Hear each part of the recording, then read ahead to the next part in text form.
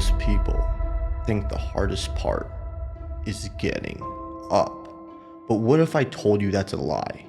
That the hardest part is giving your all every day. Knowing you have changed, pushing yourself, and still not seeing any results. It's busting your ass day after day to be better, then looking around at the same four walls, the same car, the same life. New habits, new mentality, but the same damn reality. It's when you can see the light at the end of the tunnel, but it's just out of reach, and you start hearing those voices slip into the deep part of your mind. Why? Why me? Why haven't I gotten there yet? But you can't let that little bit of doubt take over. Not now. Not after all the hard work, sweat, and tears. I know that you are doing everything right. I know you want to be the one who changes their life forever. And I know you still aren't where you want to be. And that, well, that makes you doubt everything. But the frustration you feel, the exact pain of not being satisfied, is the proof that you're on the right track.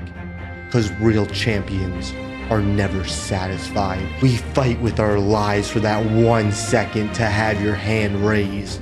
But after that 1 second is over, we are back to the grind, back to wanting more, back to wanting to feel the feeling of winning again. It's an endless cycle of competition within yourself to be the better you. That one moment when you finally start moving forward. That is the moment the universe says, all right, show me how bad you want it. And that is where the real war starts. A moment of calmness, silence, and relief. A moment when it feels like everything is just right. You're just floating through life, but it only lasts a second because we are champions. We might have won the battle, but have we won the war of life? I don't think so.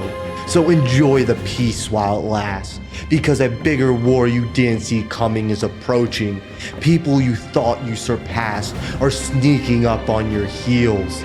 If you even think about resting now, everything you work for will become temporary, because nothing stays still.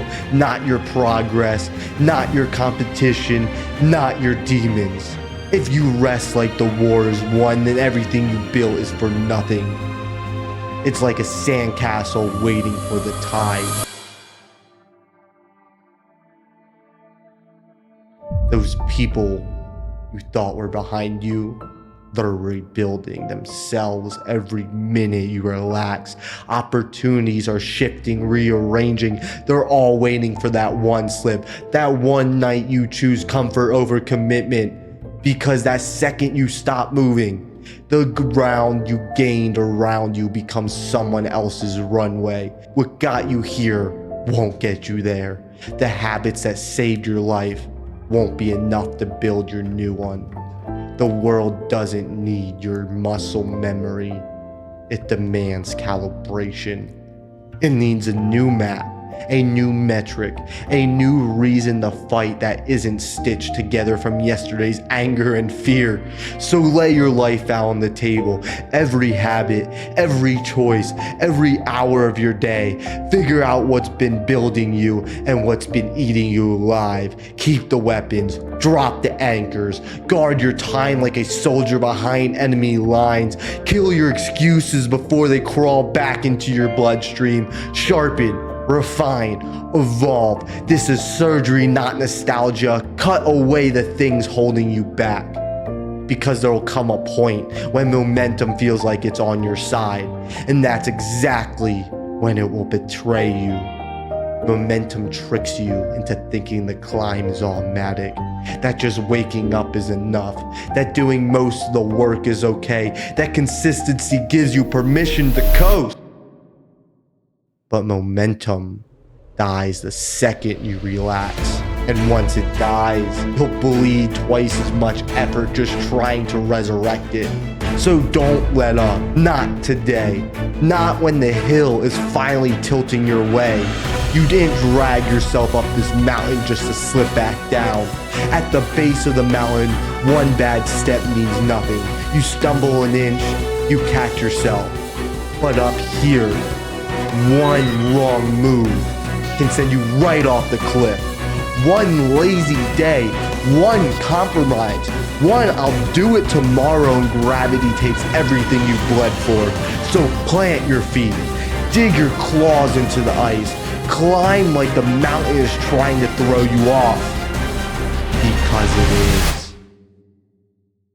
Up here, everything starts to change. And not just inside you. Your friends will ask you why you're different. Your family's gonna wonder why you never around. The same voices that cheered your first steps will go silent when you take your biggest ones. And that's when you learn something brutal.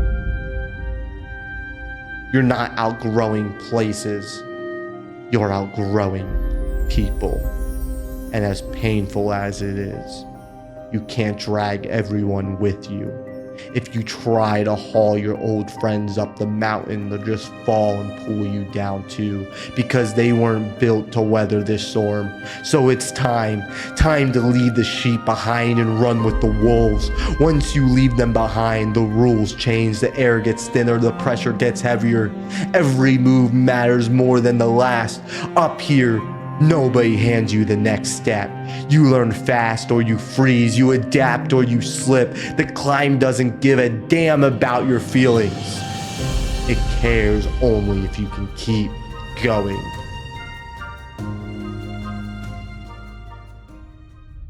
This is where your instincts take over. Not motivation, not hype. Just the part of you that refuses to go back to being average, because the mountain belongs to the one who wants it most, the ones who keep climbing when every muscle in his body is screaming to let go. So drag your bloody knuckles if you have to, scream into the wind if you must, but do not stop, because the only man who reaches the summit is the one who refuses to fall, even when falling seems way easier than hanging on.